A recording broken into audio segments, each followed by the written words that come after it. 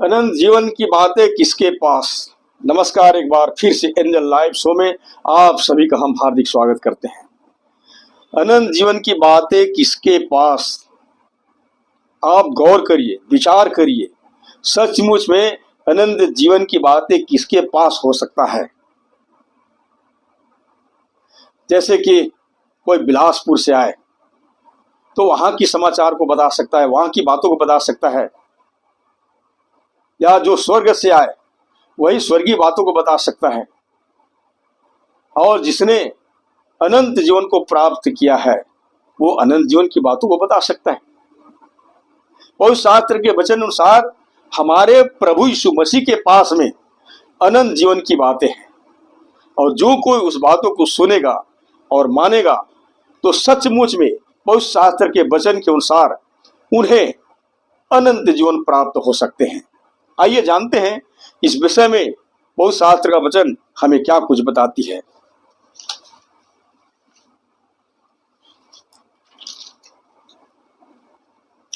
एक बार ऐसा होता है जब प्रभु यीशु मसीह अपने मांस खाने और अपने लहू पीने वाली बात को चेलों के बीच में बताता है तो लोग सुन करके उन बातों पर कुड़कुड़ाने लगे। तब प्रभु यीशु मसीह ने मन में जान लिया कि मेरे चेले आपस में इस बात पर कुड़कुड़ा रहे हैं। तब उनसे पूछा, क्या इस बात से तुम्हें ठोकर लगती है? और जैसे कहा, यदि तुम मनुष्य के पुत्र को जहां वह पहले था वहां ऊपर जाते देखोगे तो क्या होगा। अब थोड़ी देर के लिए मैं एक एग्जाम्पल बताना चाहूंगा। मान ले जाए मैं अभी कुछ देर पहले स्वर्ग से आया और मैं स्वर्ग का रहने वाला हूं, यहां कुछ देर के लिए आया। अब मैं जो कुछ भी बातें बताऊंगा और सुनने वाले बिलीव नहीं करेंगे, परंतु उस बात पर कुड़कुड़ाएंगे।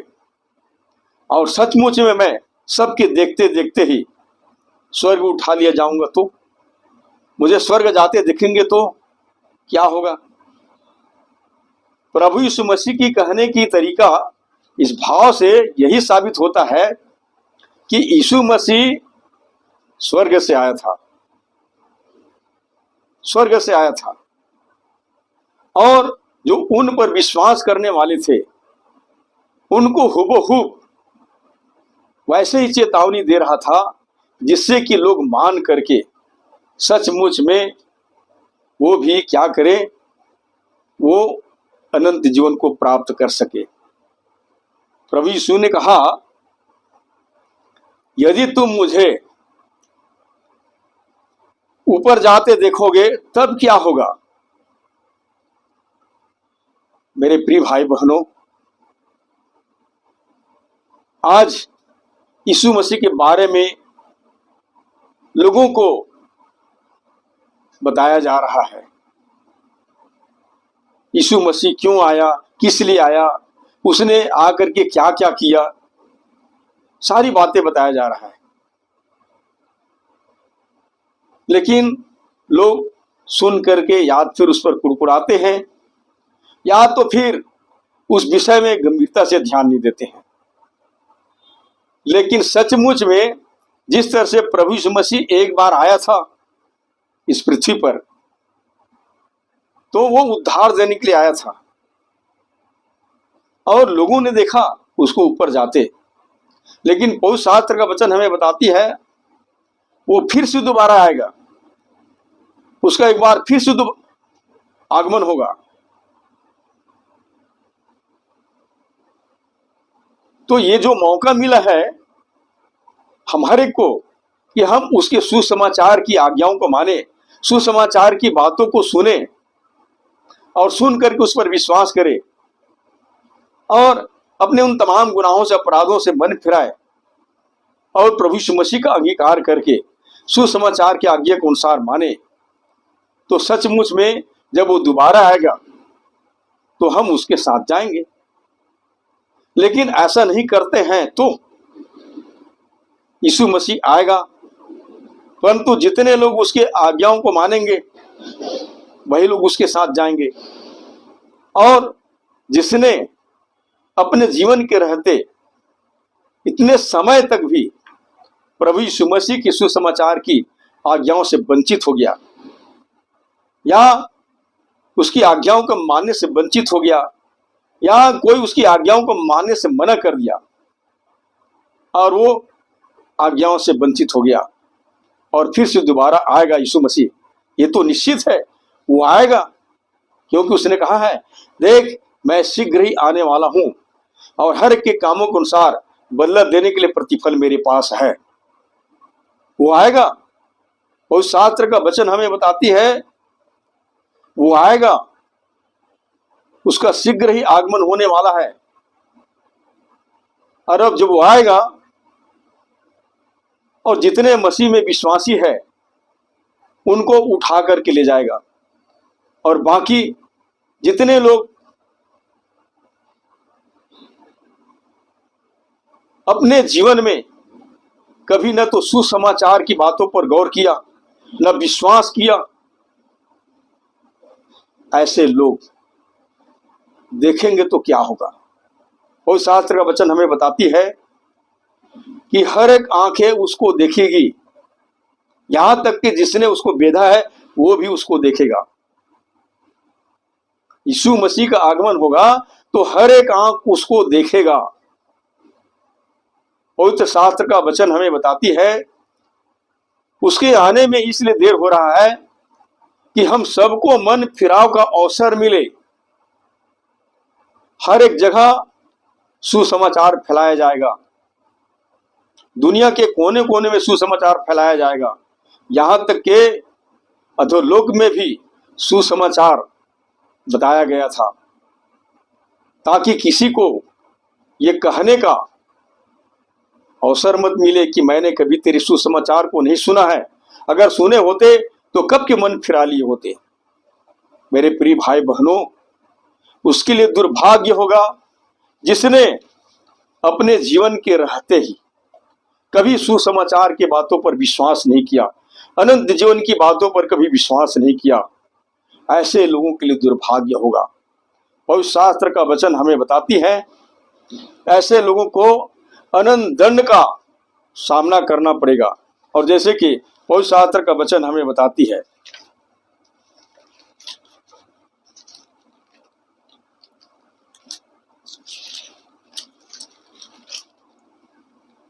जैसे लिखा है और जो परमेश्वर को नहीं पहचानते और हमारे प्रभु यीशु मसीह के सुसमाचार को नहीं मानते उनसे पलटा लेगा और वे प्रभु के सामने से और उसकी शक्ति के तेज से दूर होकर अनंत विनाश का दंड पाएंगे। दूसरा थिस्सलुनीकियों की पत्री 1 अध्याय वचन 8 और 9। मेरे प्रिय भाई बहनों, अभी हम हर एक के लिए अवसर है, अभी सुसमाचार सुनाया जा रहा है और यहाँ तो ऐसा हो रहा है कि सुसमाचार को सुनने के बजाय, सुसमाचार पर विश्वास लाने के बजाय, सुसमाचार को मानने के बजाय सुसमाचार सुनाने वालों को सताया जा रहा है। कितनी दुर्भाग्यपूर्ण बात है। जिन बातों से लोगों का उद्धार होता, जिन बातों से लोगों की मुक्ति होता, उन बातों के सुनाने वालों को मार डाला जा रहा है। मेरे प्रिय भाई बहनों, ये बात को इतनी सरलता से मत लीजिए। एक दिन ये होगा, अवश्य रूप से होगा। यीशु मसीह का आगमन होगा, हर आंखें उसको देखेगी, लेकिन सचमुच में जिसने या तो फिर सुसमाचार को सुनकर अनसुनी कर दिया या कोई सुसमाचार की आज्ञाओं को मानने से वंचित हो गया, वे लोग मसीह न्याय आसन के सामने निरुत्तर हो जाएगा, जवाबदेह हो जाएंगे। इसलिए हमें जानना जरूरी है। सुसमाचार की बातें ही अनंत जीवन की बातें हैं। यहां पर हम देखते हैं प्रभु यीशु ने अपने मन में यह जानकर कि मेरे चेले आपस में इस बात पर कुड़कुड़ाते हैं, उनसे पूछा, क्या इस बात में तुम्हें ठोकर लगती है?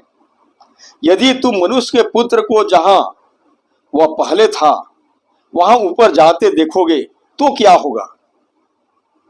आगे उसने बोला, आत्मा तो जीवनदायक है और शरीर से कुछ लाभ नहीं।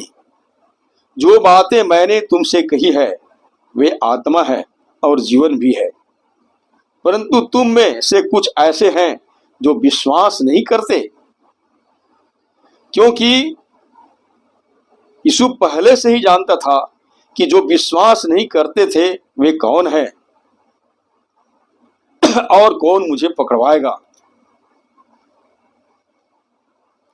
प्रभु यीशु मसीह के 12 चेले थे।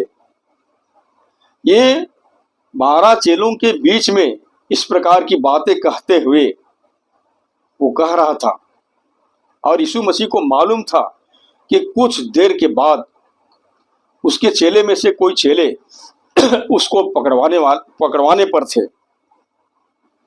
और उसने आगे यह कहा, इसलिए मैंने तुमसे कहा था कि जब तक किसी को पिता की ओर से यह वरदान न दिया जाए तब तक वह मेरे पास नहीं आ सकता। मेरे प्रिय भाई बहनों, अनंत जीवन की बातों को वही सुनते हैं, वही बिलीव करते हैं जो परमेश्वर की ओर से होते हैं। इसलिए जो अनंत जीवन की बातों को बोलते हैं, अनंत जीवन की बातों को सुनते हैं, विश्वास करते हैं और उसके अनुसार चलते हैं, उन्हें मत रोकिए, उन्हें मत टोकिए, क्योंकि वो परमेश्वर की ओर से है, जो उनके लिए दिया गया है। जिनका उद्धार का समय आता है तो वो उद्धारकर्ता के पास में आते हैं, उद्धारकर्ता की बातों को सुनते हैं, उद्धार की बातों को सुनते हैं, अनंत जीवन की बातों को सुनते हैं। आप क्यों रोक रहे हैं उसको? मत रोकिए। अगर ऐसा करते हैं तो जितना वो पाप किया उनसे बड़ा पाप आप कर रहे होते हैं। इसलिए सावधान हो जाइए। सबको उद्धार की जरूरत है, सबको उद्धार की जरूरत है। प्रभु के पास आने वालों को बिल्कुल मत रोकिए, उसको उद्धार पाने से वंचित मत करिए।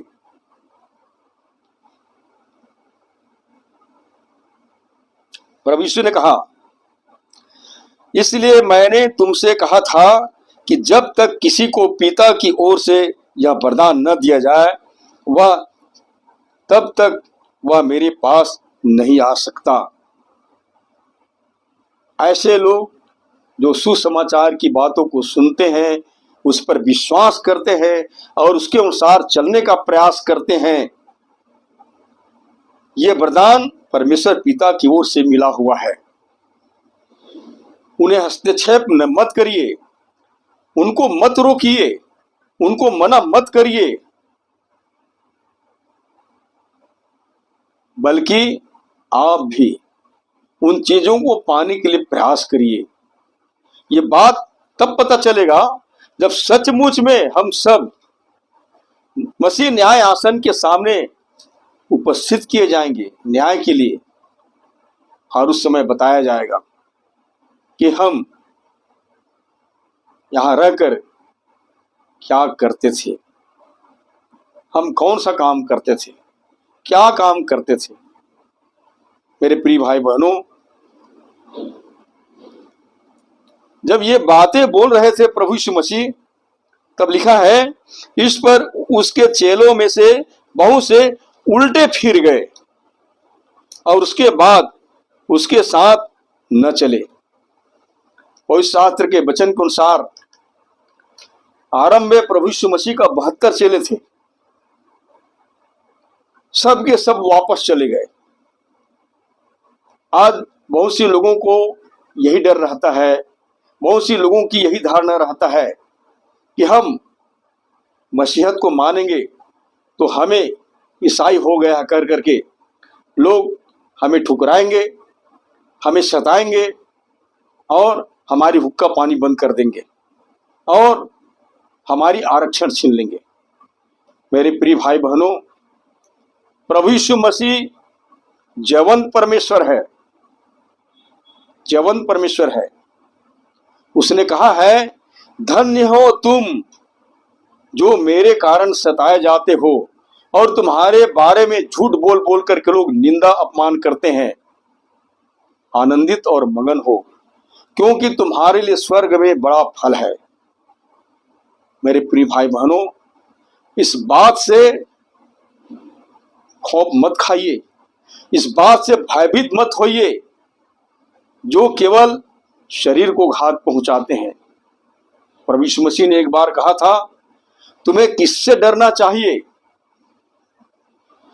जो शरीर को घात करते हैं उससे मत डरो, परंतु उससे डरो जिसको शरीर को घात करने और आत्मा को नष्ट करने का अधिकार है।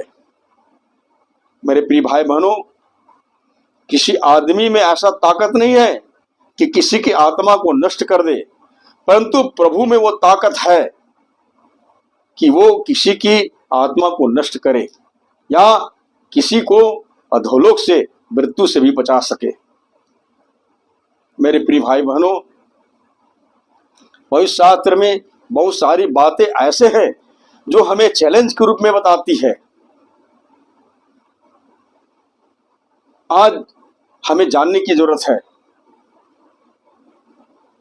हम यहाँ का सामाजिक, सांसारिक, पारिवारिक मेलजोल को सब कुछ समझते हैं, लेकिन ये यहीं तक सीमित रह जाएगा, यहीं तक सीमित रह जाएगा। आगे के लिए आपके पास में क्या है? आपके प्राण के छुड़ौती के बदले आपके पास में क्या है? प्रभु यीशु मसीह ने एक बार कहा था, मनुष्य सारे जगत को प्राप्त करे और अपने प्राण की हानि उठाए तो उससे क्या लाभ होगा, या उसको अपने प्राण के बदले देने के लिए उसके पास में क्या कुछ है। मेरे प्रिय भाई बहनों, सचमुच में कल हमारा प्राण ले लिया जाए तो उसको वापस फिर से पाने के लिए हमारे पास में उसके संति कोई भी चीज नहीं है। इसलिए परमेश्वर ही हमारा उद्धार करता है। और जब हम अनंत जीवन की बातों को सुनते हैं और उसे मानते हैं तो सचमुच में हम इस जीवन में ही नहीं परंतु आने वाले जीवन में भी हम एक अच्छा स्थान को प्राप्त कर सकते हैं। यहाँ पर हम देखते हैं, यीशु मसीह की 72 चेले में से सब के सब वापस लौट गए, उल्टे पैर फिर गए और बचे केवल 12 चेले। 12 चेले बच गए थे। लिखा है, इस पर उसके चेलों में से बहुत से उल्टे फिर गए और उसके बाद उसके साथ न चले। तब यीशु ने उन 12 से कहा, क्या तुम भी चला जाना चाहते हो? प्रभु यीशु ने देखा, अरे सब के सब तो वापस चले गए। जैसे कि आज बहुत से लोग डर करके, बहुत से लोग भयभीत होकर के और बहुत से लोग संकोच में आकर के अनंत जीवन को क्या कर रहे हैं? खो दे रहे हैं, खो दे रहे हैं। और जब यीशु मसीह आएगा दोबारा अपने विश्वासियों को लेने के लिए, जिन्होंने अपने जीवन के रहते ही मसीह यीशु में बड़े विश्वास के साथ उसके बाट जो हैंगे उनको लेने आएंगे, तो उन बाकी लोगों का क्या होगा? वो तो हाथ में हाथ धरे बैठे रहेंगे, दांत पिसते रहेंगे।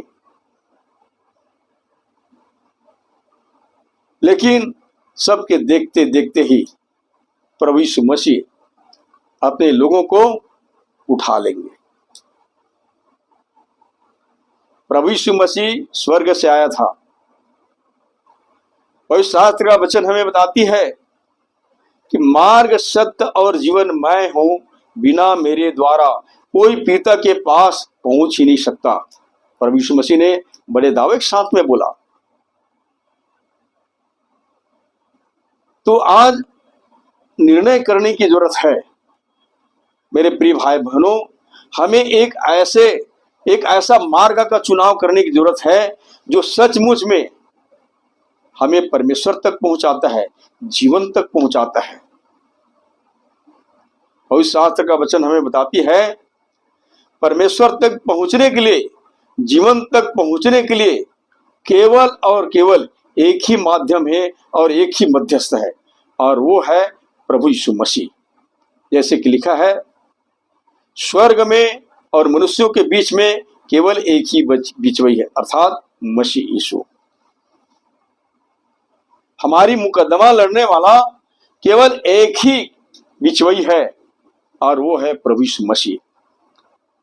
आप मानकर चलिए, आपके और परमेश्वर के बीच में एक दीवार है। वो दीवार आपका पाप का दीवार है, और वहां तक पहुंचने के लिए आपको एक ऐसा मददगार की जरूरत है जो आपको वहां तक पहुंचा सके। लेकिन आप पाप के दशा में हैं तो संभव नहीं हो सकता। इसलिए पापों की क्षमा के लिए प्रभु यीशु मसीह के सुसमाचार की बातों पर विश्वास करने की जरूरत है, और अपने तमाम गुनाहों से अंगीकार करने की जरूरत है, और प्रभु यीशु मसीह के वचन के अनुसार प्रभु यीशु मसीह के नाम की बपतिस्मा लेने की जरूरत है, क्योंकि बपतिस्मा हमें प्रभु यीशु मसीह के निकट लाता है। प्रभु यीशु मसीह ने कहा था, जो विश्वास करे और बपतिस्मा ले उसी का उद्धार होगा। मेरे प्रिय भाई बहनों, अपने जीवन में हम सुसमाचार की आज्ञाओं को फॉलो करते हैं तो निश्चित रूप से हम उसके द्वारा परमेश्वर तक पहुंच सकते हैं, जीवन तक पहुंच सकते हैं, अनंत जीवन तक पहुंच सकते हैं। यहां हम देख सकते हैं यीशु मसीह के बहुत सारे चेले उल्टे फिर गए। बाद में से चेलों से भी प्रभु यीशु मसीह ने कहा, क्या तुम भी चले जाना चाहते हो? इस पर उसका एक चेला ने कहा, शमौन पतरस ने उनको उत्तर दिया, हे प्रभु, हम किसके पास जाएं? अनंत जीवन की बातें तो तेरे पास हैं। देखिए, उसने स्पष्ट किया, हम सब कुछ छोड़ करके तेरे पास आए हैं, और तुझे छोड़ करके हम किसके पास में जाएं?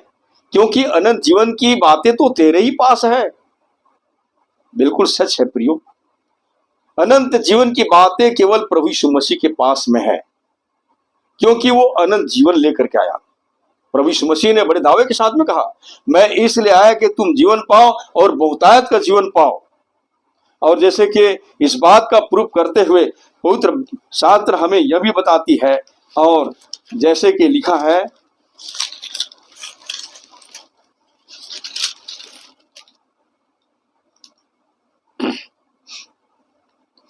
और यह गवाही यह है कि परमेश्वर ने हमें अनंत जीवन दिया है, और यह जीवन उसके पुत्र यीशु में है। जिसके पास पुत्र है उसके पास जीवन है, और जिसके पास परमेश्वर का पुत्र यीशु नहीं उसके पास जीवन भी नहीं है। और जैसे आगे लिखा है, हम यह भी जानते हैं कि परमेश्वर का पुत्र आ गया है, और उसने हमें समझ दी है कि हम उस सच्चे को पहचाने, और हम उसमें जो सत्य है अर्थात उसके पुत्र यीशु मसीह में रहते हैं। सच्चा परमेश्वर और अनंत जीवन यही है। सच्चा परमेश्वर और अनंत जीवन यही है। जो सचमुच में अनंत जीवन है वही किसी को अनंत जीवन की बातें सुना सकता है, वही किसी को अनंत जीवन प्रदान कर सकता है। और प्रभु यीशु मसीह ने यह भी कहा, जब पुत्र तुम्हें स्वतंत्र करेगा तो तुम सचमुच में स्वतंत्र किए जाओगे।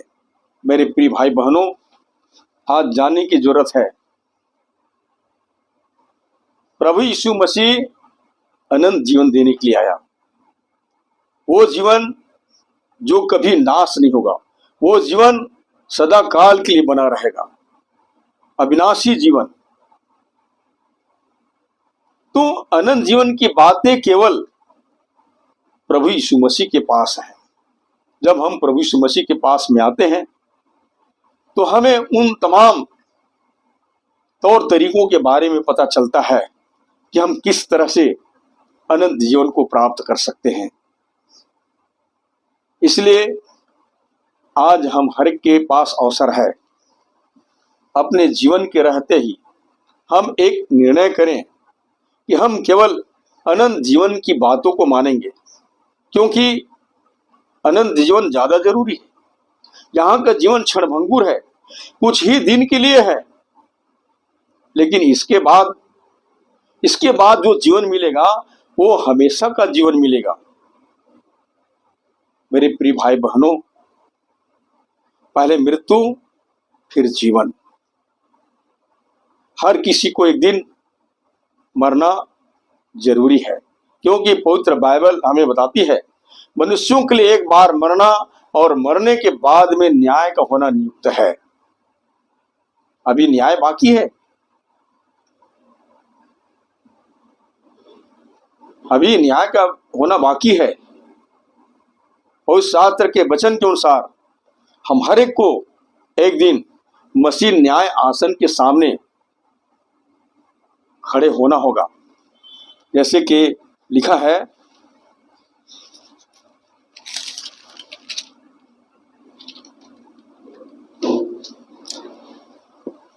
क्योंकि अवश्य है कि हम सब का हाल मसीह न्याय आसन के सामने खुल जाए, कि हर एक व्यक्ति अपने अपने भले बुरे कामों का बदला जो उसने देह के द्वारा किए हो पाए। पवित्र शास्त्र के अनुसार जब प्रभु यीशु मसीह का आगमन होगा, बड़े महिमा के साथ, बड़े सामर्थ्य के साथ में आगमन होगा, और हर एक आंखें उसको देखेगी। और जितने लोगों ने सुसमाचार की आज्ञाओं को मानकर अपने जीवन पर्यंत प्रभु यीशु मसीह में विश्वासी बनकर उसके बाद जो होने वाले होंगे, उन हर एक को उठा लिए जाएंगे और उन हर एक को अनंत जीवन प्राप्त होगा। लेकिन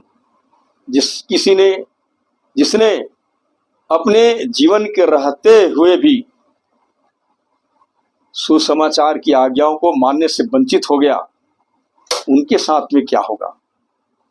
आइए इस विषय में पवित्र शास्त्र का वचन हमें क्या कुछ बताती है।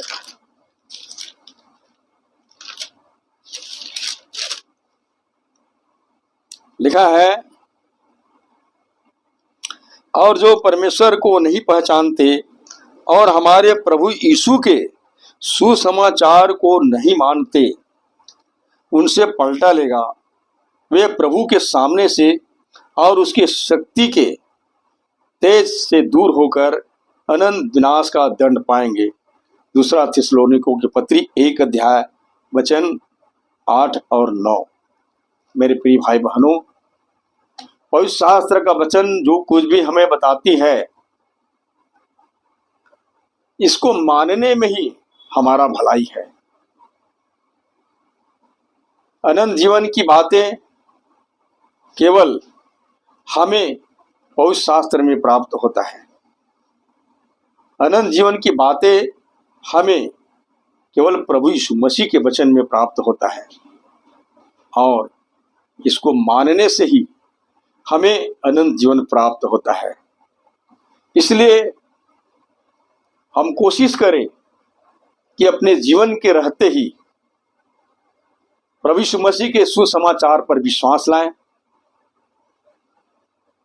और अपने उन तमाम गुनाहों से मन फिराएं, और फिर प्रभु यीशु मसीह का अंगीकार करें कि वो परमेश्वर का पुत्र है, और प्रभु यीशु मसीह में बपतिस्मा लें। बपतिस्मा हमें प्रभु यीशु मसीह के पास लाता है। बपतिस्मा कोई धर्म परिवर्तन नहीं है। बपतिस्मा एक नए सिरे से जन्म लेने के विधान को दर्शाता है। और जैसे प्रभु यीशु मसीह ने कहा, मैं तुमसे सच सच कहता हूं कि जब तक कोई आदमी नए सिरे से न जन्मे वह स्वर्ग राज्य को कदापि नहीं देख सकता। और उसने यह भी कहा, मैं तुमसे सच सच कहता हूं कि जब तक के कोई जल और आत्मा से न जन्मे तो स्वर्ग राज्य को कभी नहीं देख सकता। मेरे प्रिय भाई बहनों,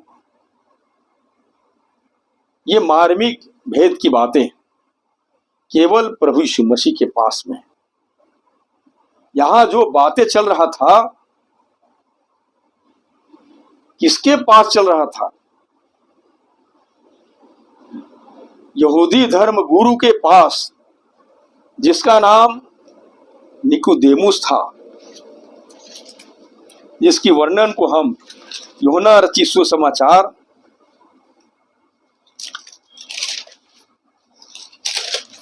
3 अध्याय वचन 1 से लेकर 8 तक पढ़ करके भली भांति समझ सकते हैं। यहां पर हम देखते हैं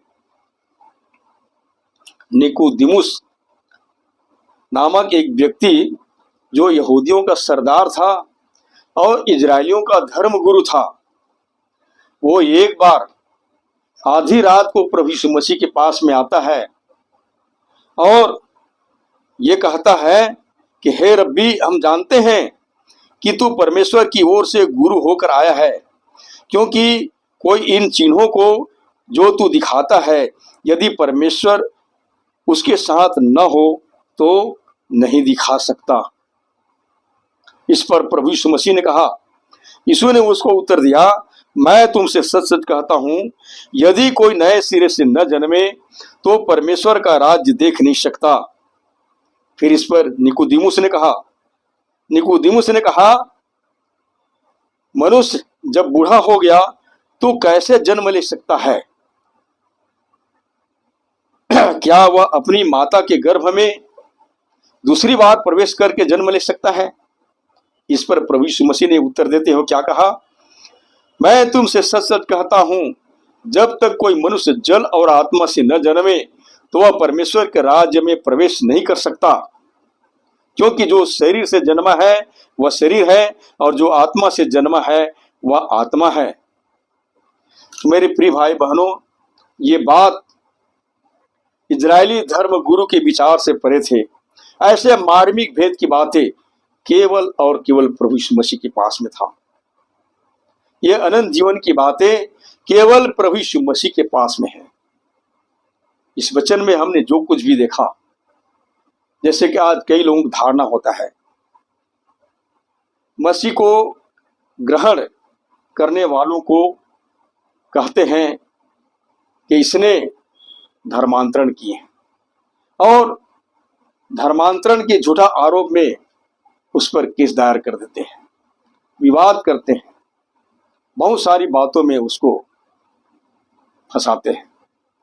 लेकिन ये मार्मिक भेद की बात समझ नहीं पाते हैं।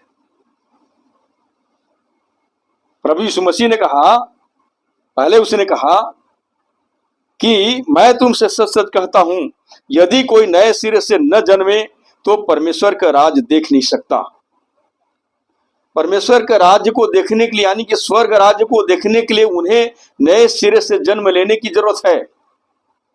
क्योंकि मांस और लहू स्वर्ग राज्य का मिरास नहीं होगा। स्वर्ग राज्य में प्रवेश पाने के लिए आदमी को नए सिरे से जन्म लेने की जरूरत पड़ेगा। नए सिरे से जन्म लेना आवश्यक है और नए सिरे से जन्म लेने का मतलब है जल और आत्मा से। जल चूंकि शुद्ध होने वाले तात्पर्य को दर्शाता है और आत्मा बदल सकने वाली सामर्थ्य को। जैसे कि एक व्यक्ति का शारीरिक जन्म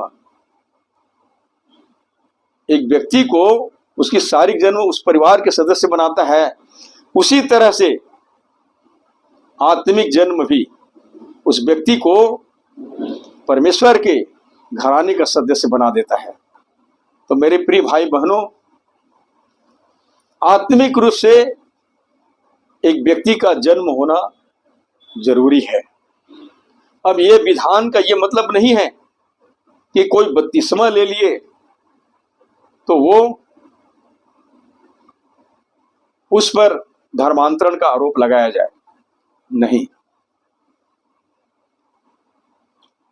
ये विधान नए सिरे से जन्म लेने के लिए जरूरी होता है, जरूरी होता है। अब ऐसा नहीं है कि पानी से तो डूबना है, पानी में तो डूबना है, सोच करके कहीं के पानी में भी जाकर के डूब जाए। एक उदाहरण मिलता है हमें, और वो है नामान के जीवन से शिक्षा। नामान का जिक्र है पहला राजा 5 अध्याय में, पुराने नियम में। वहां पर एक नामान नामक कोढ़ी था जो एक राजा का सेनापति भी था, और उसको कोढ़ का बीमारी था। कैसो भी प्रकार के इलाज से वो अपनी बीमारी से निजात नहीं पाया। परंतु जब परमेश्वर के भक्त एलीशा के द्वारा उसको बताया गया कि उसको यर्दन के नदी में 7 बार डुबकी लगाने की जरूरत है, यर्दन की नदी में 7 बार डुबकी लगाने की जरूरत है। जब वो 7 बार डुबकी लगाएगा तो सचमुच में वो शुद्ध हो जाएगा। पहले तो उसने मन में तर्क वितर्क किया। पहले उसने मन में सोचा, अरे मेरे गांव में भी बड़े बड़े नदी है, मेरे आसपास में बहुत बड़े बड़े नदी है, क्यों ना मैं वहां डुबकी लगा लूं, क्या जरूरत है कि इस यरदन नदी में ही डुबकी लगाने। तब उसको बताया गया, अगर इससे भी बड़ा काम करने के लिए कहता तो क्या आप नहीं करते? तीन छोटी सी काम को केवल आपको डुबकी तो लगाना है 7 बार। जब उसको बताया गया तो नामान कोढ़ी यरदन नदी में सचमुच में 7 बार डुबकी लगाया। और शास्त्र का वचन हमें बताती है वो नवजात शिशु के समान उसकी त्वचा शुद्ध हो गया, वो कोढ़ से मुक्त हो गया। तो मेरे प्रिय भाई बहनों, परमेश्वर का उपाय मनुष्य के विचार से परे है।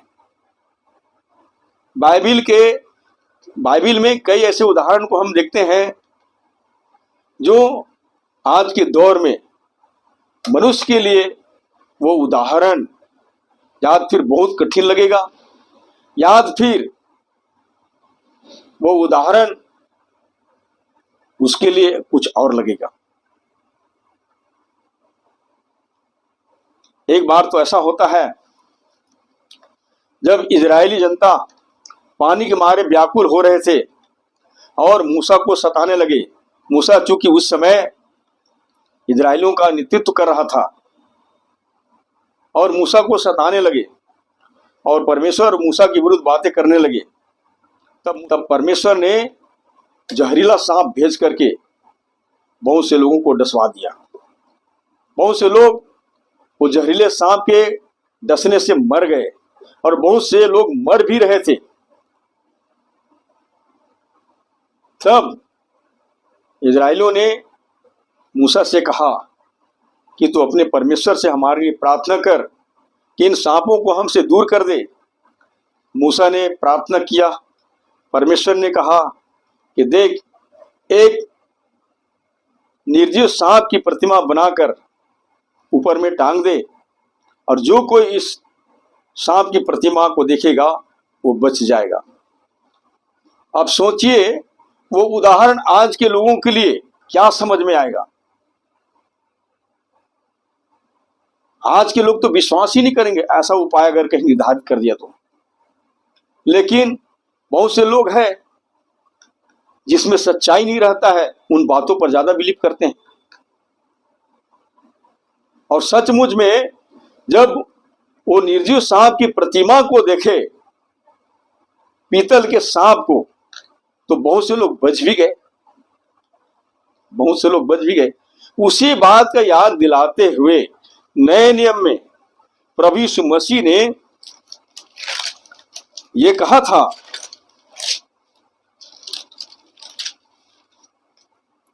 और जिस रीति से मूसा ने जंगल में सांप को ऊंचे पर चढ़ाया, उसी रीति से अवश्य है कि मनुष्य का पुत्र भी ऊंचे पर चढ़ाया जाए, ताकि जो कोई उस पर विश्वास करे वह अनंत जीवन पाए।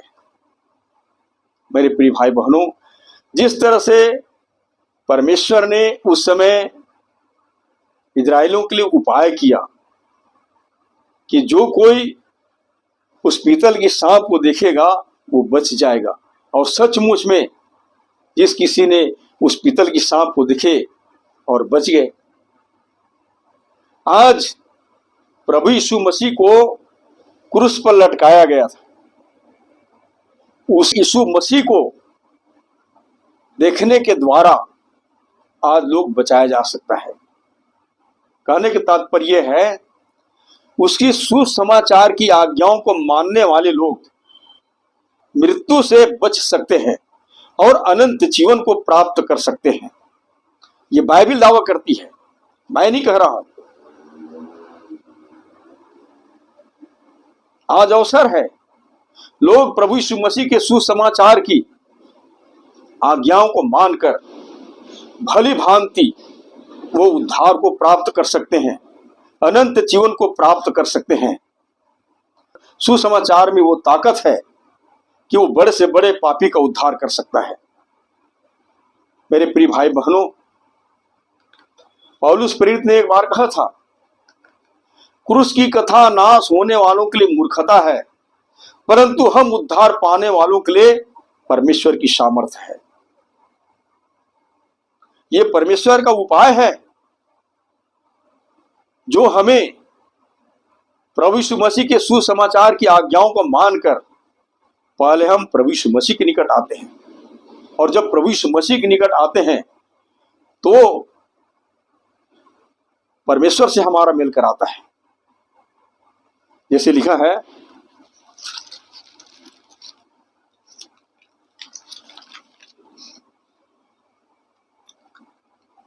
क्योंकि वही हमारा मेल है जिसने दोनों को एक कर लिया और अलग करने वाली दीवार को जो बीच में थी ढा दिया, और अपने शरीर में बैर अर्थात वह व्यवस्था जिसकी आज्ञाएं विधियों की रीति पर थी मिटा दिया, कि दोनों से अपने में एक नया मनुष्य उत्पन्न करके मेल करा दे, और क्रूस पर बैर को नाश करके उसके द्वारा दोनों को एक देह बनाकर परमेश्वर से मिलाए।